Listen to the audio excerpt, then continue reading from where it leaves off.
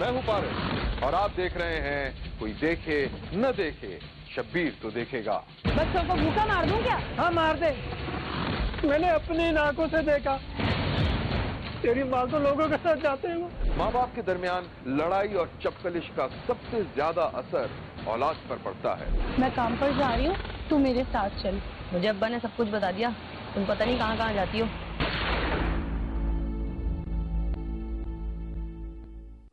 शब्बीर का कहना है कि खान की जिंदगी एतमाद और भरोसे से चलती है, लेकिन बाज घराने ऐसे होते हैं जिनमें एक दूसरे पर भरोसा और यकीन न होने की वजह से तरह तरह के मसाइल पैदा होना शुरू हो जाते हैं, जिसके नतीजे में घरेलू जिंदगी तेजी से बर्बाद होने लगती है।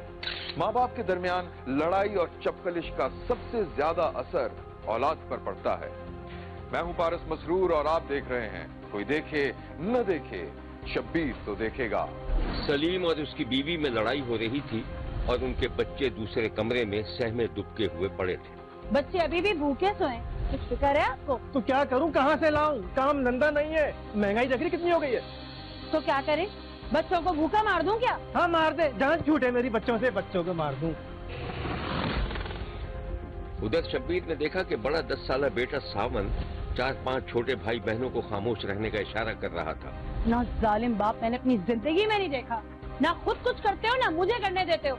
मैंने तुमसे बोला मैं बंगलों में जाके झाड़ू बर्तन कर लेती हूँ, कम से कम अपने बच्चों को 2 टाइम की रोटी तो खिला सकूंगी। जा ना, किसने रोका, जा। मैं चली जाती हूँ लोगों की गुलामी करने और तुम ये सुकून से बैठे रहो। देख मेरा दिमाग खराब नहीं कि दफा हो जाते, जा। और जब उसे लगा कि माँ बाप में से कोई उधर आने वाला है तो वो भी सब बच्चों के साथ दुबक कर सोने की अदाकारी करने लगा। गुलामी करने के लिए दिमाग खराब कर दी। नादिया झुंझला कर उठी, लाइट बंद की और खामोशी से बच्चों के पास जाकर लेट गई। जब उसे महसूस हुआ कि बड़ा 10 साला बेटा जाग रहा है तो उसने उसे प्यार किया। बेटा तुम सोए नहीं ना अभी तक? जी माँ। भूख की वजह से नहीं आ रही? नहीं तो। तुम देखना तुम्हारी मम्मा कल से काम पर जाएगी, तुम लोगों के लिए खूब सारी चीजें लेकर आएगी खाने पीने की। माँ पापा क्यों चीख रहे थे? वो लड़ रहे थे ना आपसे? नहीं बेटा छोड़ो उन्हें, उनका तो काम ही यही है। चलो अब तुम सो जाओ शाबाश, और अपने बहन भाइयों का ख्याल रखना, ठीक है?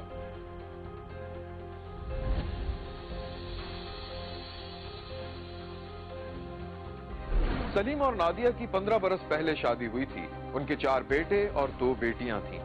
सबसे बड़ा बेटा सावन 10 बरस का था।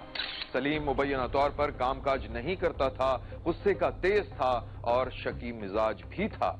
हालात से मजबूर होकर नादिया ने बंगलों में काम करना शुरू किया तो बच्चों को 2 वक्त की रोटी और कपड़े मिलने लगे, लेकिन शौहर बीवी पर शक करने लगा।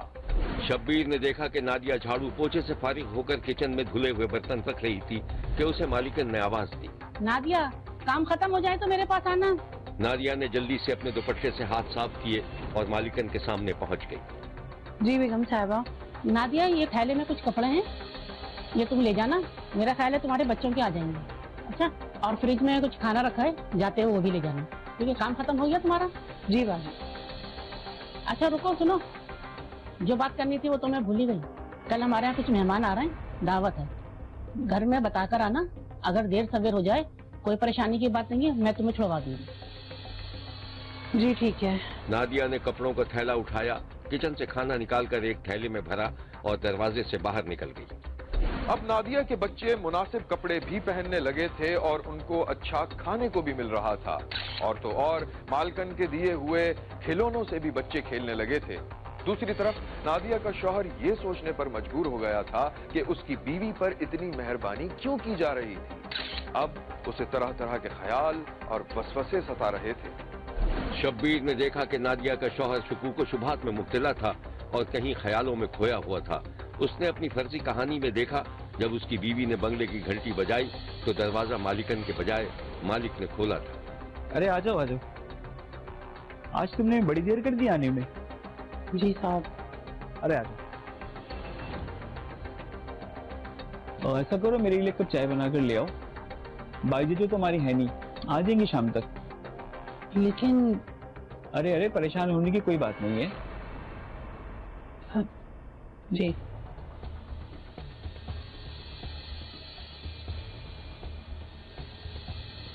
नादिया खामोशी से किचन में गई, 2-4 बर्तन धोने के साथ चाय चढ़ा दी और फिर सलीके से चाय का कप लेकर मालिक के पास पहुंच गई और मेज पर रखकर वापस आने लगी तो मालिक ने चाय की चुस्की लेते हुए उसकी तारीफ कर दी।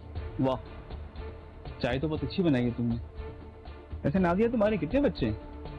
अब 6 बच्चे हैं मेरे। शौहर क्या करता है तुम्हारा? साहब वो कोई कामकाज नहीं करता। ओह, अच्छा अच्छा। ऐसा करो, मेरा बटवा ला के देना सामने से। जी।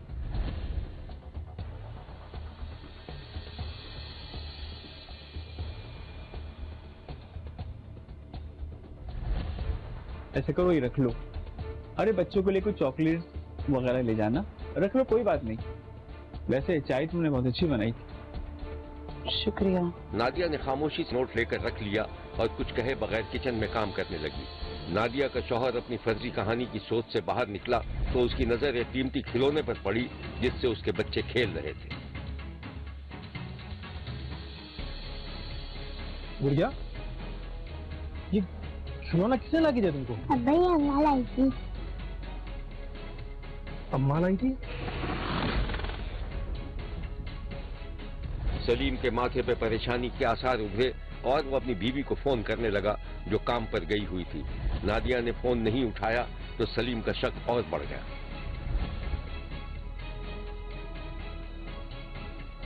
नादिया और सलीम के दरमियान दूरियां बढ़ती जा रही थी और एक दिन तो उसे बिल्कुल यकीन हो गया कि उसकी बीवी मुबैना बदकिरदारी से पैसे कमा रही थी। हुआ ये कि सलीम ने घड़ी की तरफ देखा तो रात के 11 बज रहे थे और नादिया अभी तक काम से वापस नहीं आई थी। सलीम ने नादिया को फोन किया तो उस वक्त वो मालिक के साथ गाड़ी में घर आ रही थी। नादिया ने जैसे ही फोन पर हेलो कहा उसी वक्त मालिक ने भी नादिया से दाएं या बाएं मुड़ने का पूछा। ये आवाज सलीम के कान में पड़ी तो वो आग बबूला हो गया। हेलो, हाँ हाँ बस आ रही हूँ, रास्ते में हूँ। कहाँ मुड़ रहे हैं? यहां लेते हैं एक छोटा सा ब्रेक। कहीं जाइएगा नहीं, देखते रहिए क्योंकि कोई देखे न देखे शब्बीर तो देखेगा। नादिया ने जैसे ही फोन पर हेलो कहा उसी वक्त मालिक ने भी नादिया से दाएं या बाएं मुड़ने का पूछा। ये आवाज सलीम के कान में पड़ी तो वो आग बबूला हो गया। हेलो, हाँ हाँ बस आ रही हूँ, रास्ते में हूँ। कहाँ मुड़ रहे हैं? अरे मुझे आवाज नहीं आ रही। हेलो हेलो, आवाज नहीं आ रही मुझे।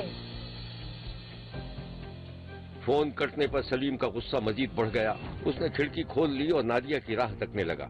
इसी दौरान मालिक ने उसे दरवाजे पर उतार दिया। चली जाओगी? अच्छा, वो डिग्गी से अपना खाना वगैरह ले जाना, ठीक?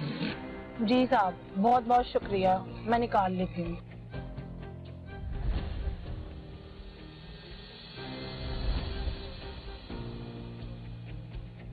मालिक ने डिग्गी खोलकर खाना निकालकर नादिया को दिया और उसके साथ ही इजाफी मजदूरी के 500 रुपए भी उसे थमा दिए। ये सारे मंजर नादिया का शौहर देख रहा था। इस वाक़े के बाद नादिया के शौहर ने अपनी बीवी पर बदचलनी का इल्जाम लगाकर उसे तलाक दे दी।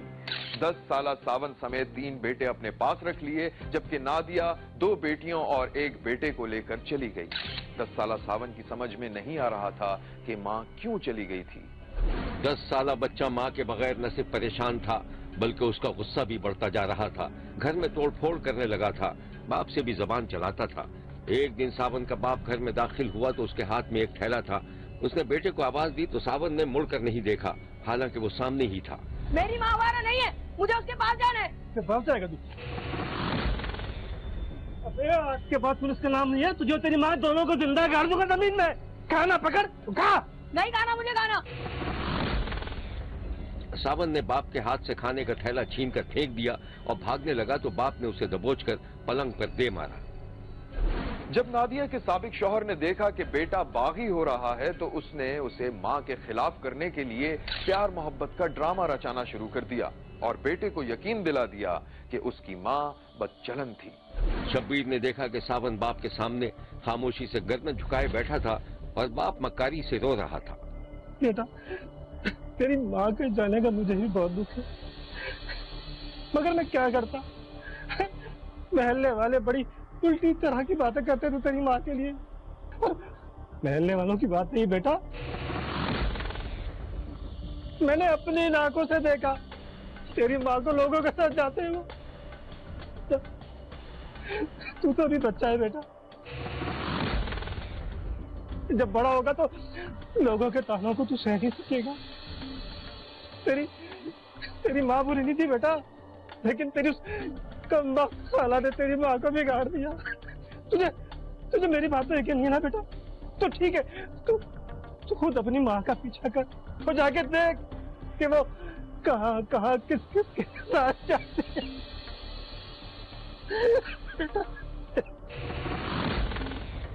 एक गिलास पानी पिला दे बेटा। सावन खामोशी से उठा और गर्दन झुकाए झुकाए बाप को पानी दे दिया।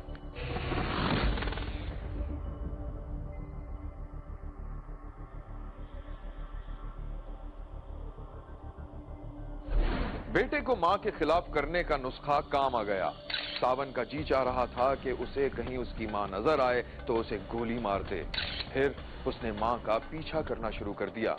एक दिन शब्बीर ने देखा कि सावन की मां बंगले पर काम करने के लिए पैदल जा रही थी। वो बुरके में थी।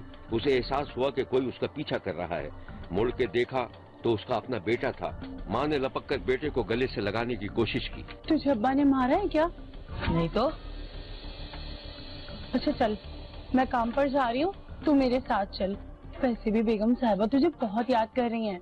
नहीं अम्मा, तुम झूठ बोलती हो, तुम काम पे नहीं जाती।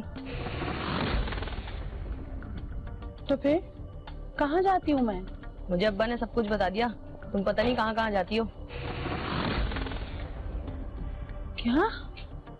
अरे मेरी बात तो। सावन ये कहकर तेजी से वापस दौड़ता चला गया और मां दिल पकड़ कर रह गई। बाप ने 10 साला बेटे को मां के खिलाफ इतना भड़का दिया था कि एक दिन उसने बाप की पिस्तौल निकाली और बुर्का ओढ़कर मां को मारने के लिए निकल खड़ा हुआ।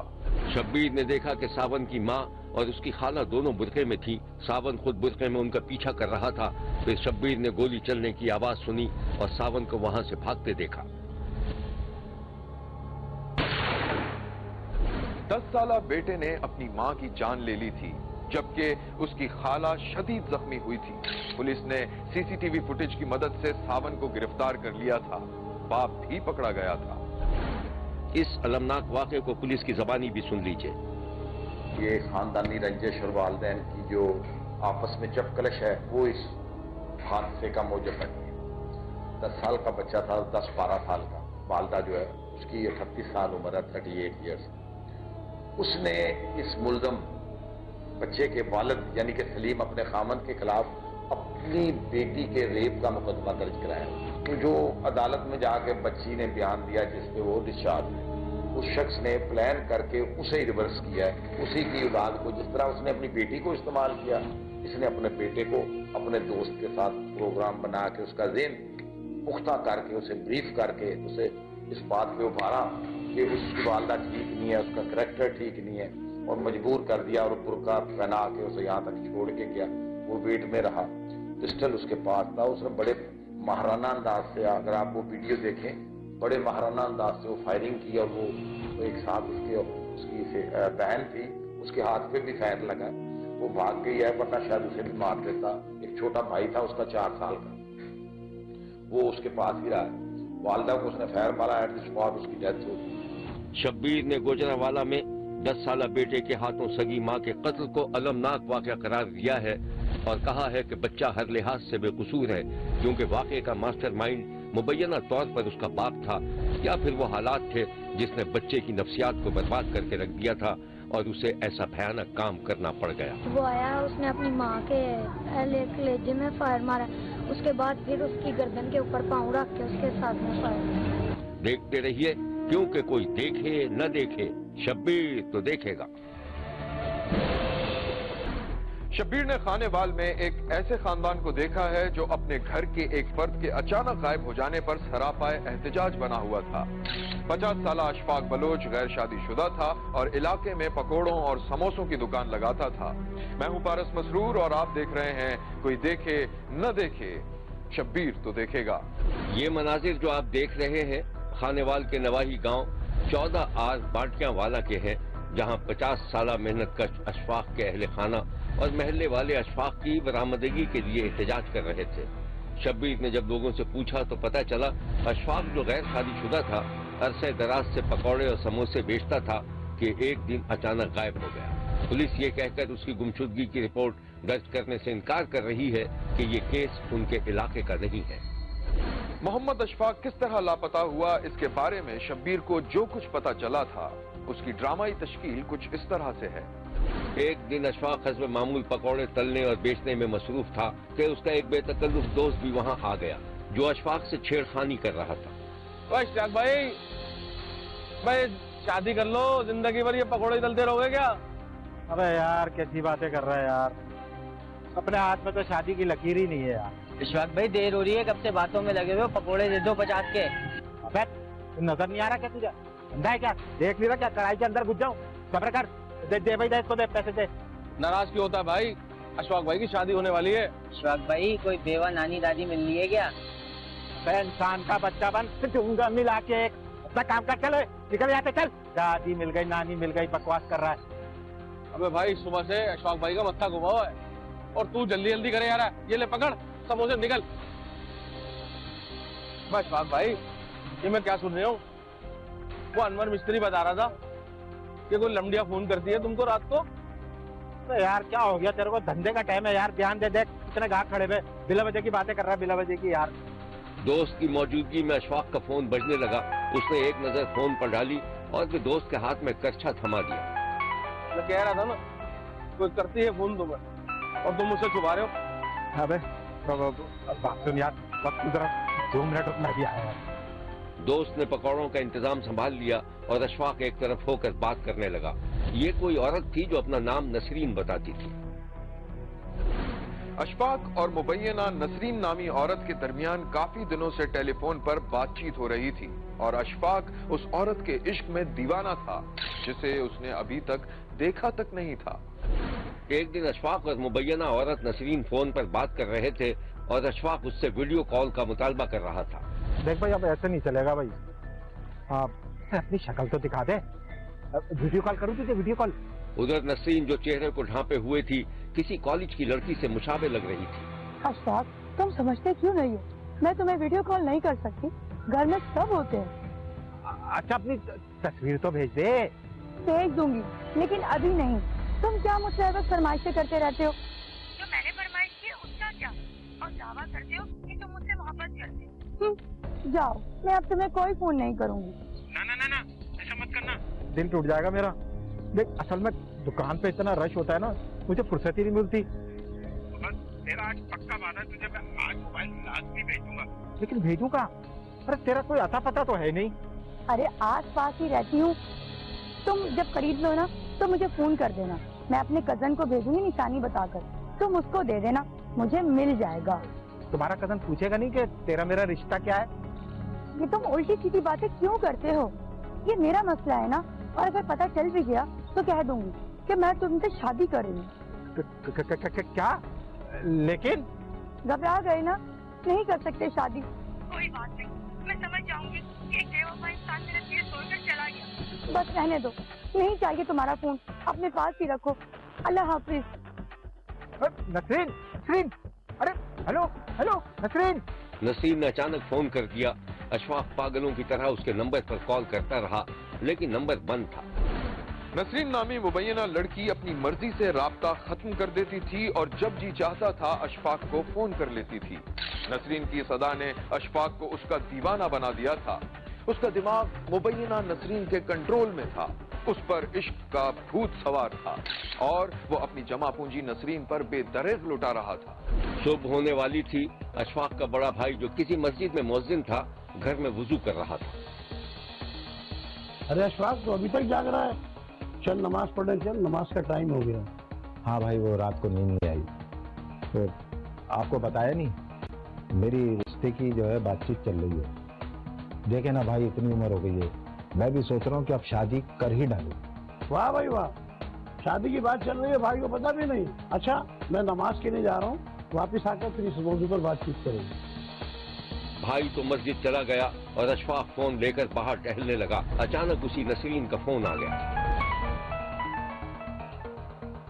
अशफाक, देखो कोई सवाल मत करना, तुम मुझसे शादी करना चाहते हो ना? हाँ हाँ, क्यों नहीं भाई, क्यों नहीं। अच्छा बात सुनो, तुम इसी वक्त नहर के पास जो पार्क है ना, वहाँ आ जाओ। मैं भी चुपके से आती हूँ, हम आज ही कोर्ट मैरिज कर लेंगे। मगर वो, अरे अगर मगर कुछ भी नहीं, बताओ तुम आते हो कि नहीं? हाँ ठीक है, आता हूँ भी आता हूँ।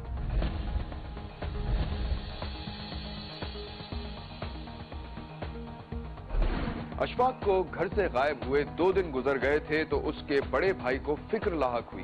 अभी वो थाने रिपोर्ट दर्ज कराने पहुंचा ही था कि उसे एक कॉल मौसूल हुई। मेरी बात गौर से सुनो, तुम्हारा भाई मेरे पास है। कौन हो भाई तुम? कहाँ से बात कर रहे हो? कौन हो? ज्यादा सवाल मत करो, भाई की जिंदगी चाहते हो तो 60 लाख का इंतजाम करो, फिर हम फोन करके बताएंगे कि क्या करना है।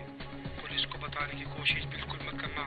अरे बात तो सुनो भाई, कौन हो तुम भाई? बात तो सुनो मेरी, कौन हो? Hello hello. फोन बंद हो चुका था।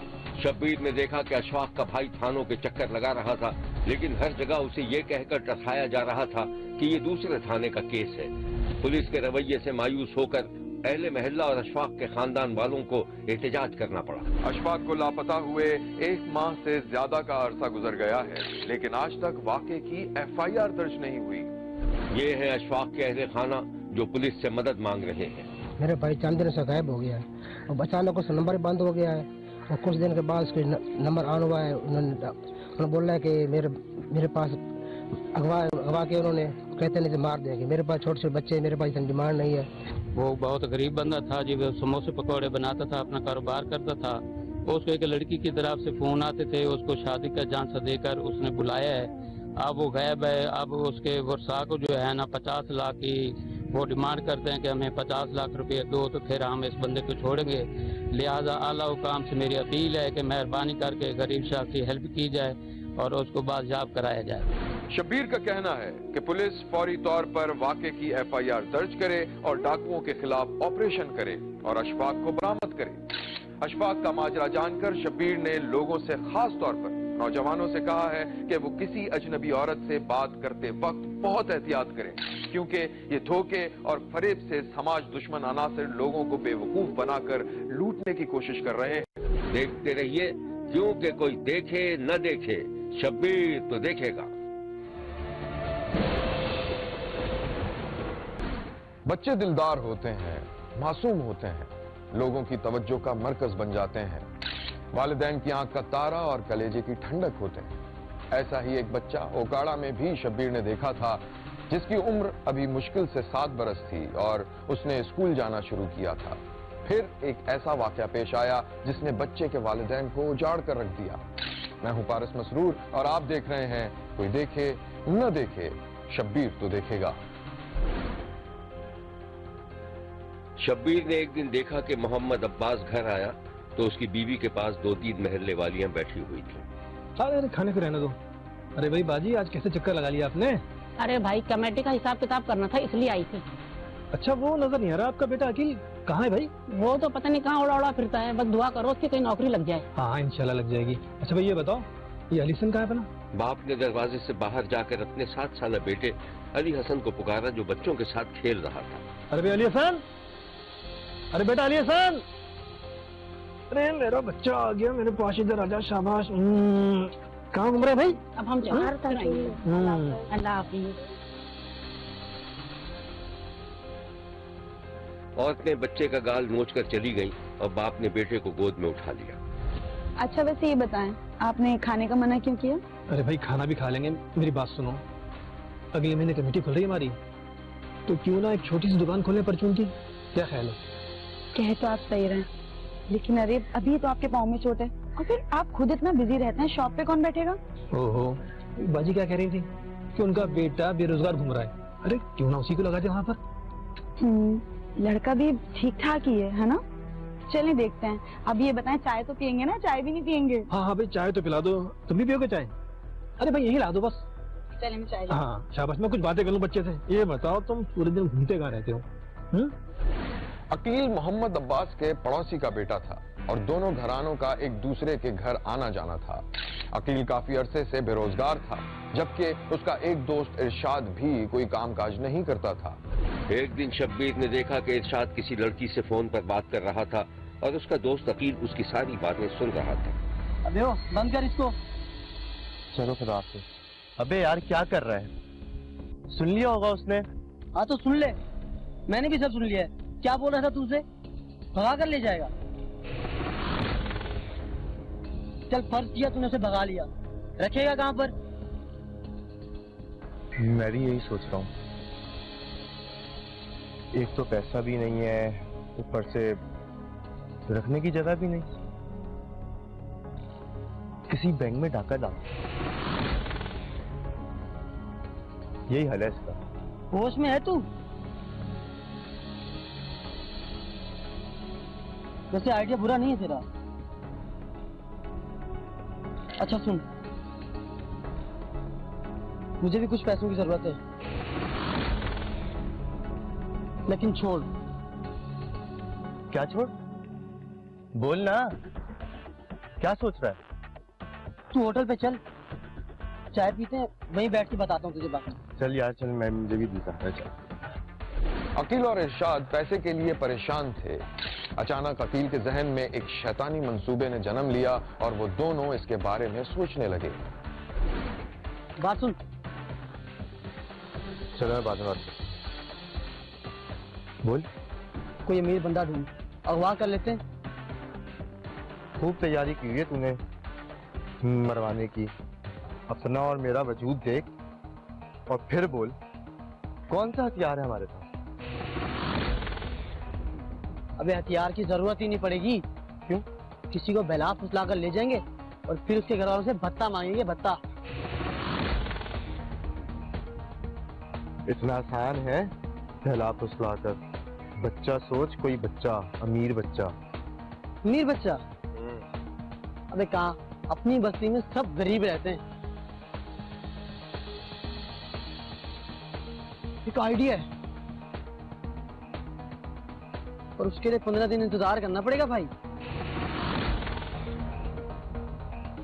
इधर मोहम्मद अब्बास कमेटी निकलने पर परचून की दुकान खोलने का मंसूबा बना रहा था और वो चाहता था कि उसके पड़ोसन का बेटा अकील दुकान पर बैठे। शब्बीर ने देखा कि अकील खाने की एक प्लेट लेकर मोहम्मद अब्बास के घर में दाखिल हुआ तो अब्बास ने उसका खैर मकदम किया। अंकल कैसी तबीयत है, पैर कैसा है आपका? हाँ शुक्र है, पहले से बेहतर है। अंकल खाला कहाँ है? खाला बेटा अंदर ही है। खाला, खाला। हाँ कि कैसे हो, क्या लिया है इसमें? मैं ठीक हूँ खाला, आप कैसी हैं? अम्मी ने बिरयानी बनाई थी, आपके लिए भिजवाई है। बिरयानी तो मुझे बहुत पसंद है। अच्छा अकील बेटा, ये बताओ तुम्हारी नौकरी का कुछ हुआ? नहीं अंकल, कहाँ, अब तक परेशान हूँ। तो समझो तुम्हारा काम हो गया। अलीसन की माँ, अरे बोलो तो बता दूँ इसे। अभी कुछ कंफर्म थोड़ी हुआ है, लेकिन चलें, अब ये यहाँ पर है तो पूछ ही लें इससे। अच्छा बेटा बैठो। जी अंकल। 7 साला अली हसन के बाप ने अकील को बताया था कि कुछ दिनों बाद उसे कमेटी मिलेगी तो वो परचून की दुकान खोलकर उसे उस पर बिठाएगा। कमेटी का सुनकर अकील की नीयत में ऐसा फुतूर आया कि उसने एक खतरनाक मंसूबे पर अमल दरामद करना शुरू कर दिया। शब्बीर ने देखा कि अकील 7 साला अली हसन का हाथ पकड़कर दुकान की तरफ ले जा रहा था। फिर उसने बच्चे को चिप्स और बिस्किट दिलवाए। इतनी देर में अकील का दोस्त इरशाद भी आ गया। फिर वो तीनों एक मोटरसाइकिल पर नामालूम समत की जानिब जाते दिखाई दिए। 18 साला पड़ोसी अकील ने अपने दोस्त इरशाद की मदद से 7 साला अली हसन को नाहक अगवा किया, बल्कि उसे बेहोश करके कहीं झाड़ियों में छुपा दिया था। और फिर अली हसन के बाप को आवाज बदलकर फोन कर रहे थे कि 4 लाख का तावान दिया जाए, वरना बच्चे को कत्ल कर दिया जाएगा। अली हसन के बाप ने फौरन पुलिस से राब्ता किया। फिर पकड़े जाने के खौफ से सफ्फाक नौजवान ने बच्चे की जान ले ली। पुलिस ने लाश बरामद करके दोनों कातिलों को गिरफ्तार कर लिया। 7 साल अली हसन के सफ़ाकाना कत्ल की खबर ने अली हसन की मां को दहला कर रख दिया था। पूरा घर उजड़ चुका था। जैसे मेरे बेटे को उसने मारा ना, तड़प तड़प के, ऐसे मैं देखना चाहती हूँ उसे भी तड़पता हुआ। जैसे मेरे बेटे को उसने छुरी के साथ काटा है, ऐसे मैं उसे भी तड़पता देखना चाहती हूँ और मेरी नजरों के सामने, अपनी नजरों के सामने देखना चाहती हूँ उसको। कि मासूम बच्चे के चेहरे और गर्दन पर छुरियां चलाई गई थीं। बच्चे ने फरियाद की होगी, बच्चा डरा होगा, अपनी माँ को याद किया होगा, बाप को पुकारा होगा, मगर उसकी आवाज सुनने वाला कोई नहीं था। तो मुझे 26,000 रुपये की जरूरत थी, तो हमने ना एक दिन पहले ना प्लान बनाया दोनों ने कि मुझे भी पैसों की जरूरत है और उसे भी पैसों की जरूरत थी। उन्हें शादी करनी थी लड़की भगा के। तो उसने फिर मुझे कहा कि करा कोई मोहल्ले वगैरह में है कोई ऐसा बंदा जिसके पास कमेटियाँ वगैरह डलती हैं या किसी की वो कोई पैसों वाला हो। तो मैंने कहा इनकी कमेटियाँ खुली हुई हैं। तो फिर हमारा प्लान बना के हम बच्चे को इसको किडनैप कर लेते हैं और पैसे लेके बच्चा वापस दे देंगे। पुलिस ने इस वाक़े के बारे में जो कुछ बताया था वो ये है। उसको टेक्निकली हमने टीम बना के फौरन इन्वेस्टिगेट करना शुरू कर दिया। बंदे आइडेंटिफाई हो गए, रेड स्टार्ट कर दिए बंदों को अरेस्ट करने के लिए। तकरीबन 7 बजे के करीब हमने दोनों बंदे जो है ना वो अरेस्ट कर लिए थे और 9 साढ़े 9 बजे के करीब उनकी प्लांटेशन के ऊपर बच्चे की डेड बॉडी रिकवर कर ली। इसको अगवा करने के बारे में इनसे जब तफ्तीश की गई कि तुमने क्यों किया, तो जो वकील है उसको 26,000 रुपये चाहिए था और दूसरा जो इरशाद है उसने एक लड़की को घर से भगा के शादी करनी थी, तो उस हवाले से उसके अखराजात, उससे निकाह करना था और वो अखराजात के लिए जो है ना उसने ये दरिंदगी का मुजाहरा किया। शब्बीर ने 7 साला मासूम बच्चे के कातिलों को फांसी देने का मुतालबा किया है। इस अमल से इंसाफ के तकाजे तो शायद पूरे हो जाएं, लेकिन मासूम बच्चे के अहले खाना को जो जख्म लगाए गए हैं उनका इलाज शायद ही कभी मुमकिन हो सके। शब्बीर ने 7 साला मासूम बच्चे के कातिलों को फांसी देने का मुतालबा किया है।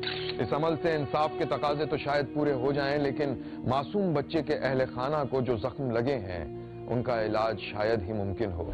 शब्बीर को यकीन है कि मकतूल बच्चे की मां की आह कातिलों का हर जगह पीछा करेगी और वो जिंदा रहकर भी और मरने के बाद भी इबरत का निशान ही बना दिया जाएगा। देखते रहिए, क्योंकि कोई देखे न देखे शब्बीर तो देखेगा।